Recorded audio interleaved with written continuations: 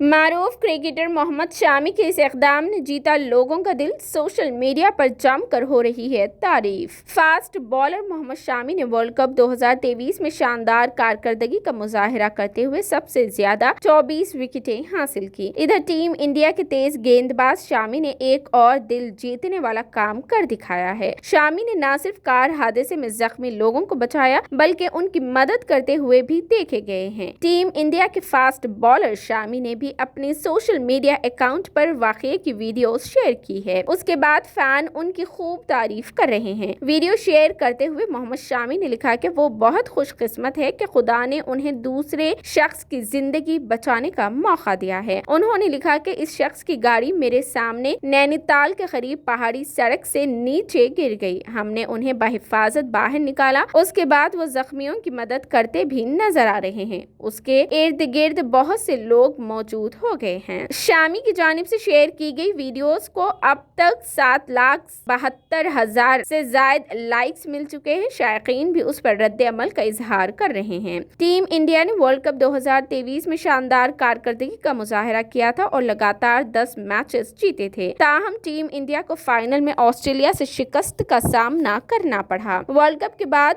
Senior खिलाड़ियों को आराम दिया गया है। सूर्या कुमार यादव की क़ियादत में नौजवान टीम इस वक्त ऑस्ट्रेलिया के साथ T20 सीरीज खेल रही है। टीम ने पहला मैच भी जीता था। दूसरा T20 आज तिरुवनंतपुरम में खेला जाएगा। ताहम बारिश मैच में खलल डाल सकती है।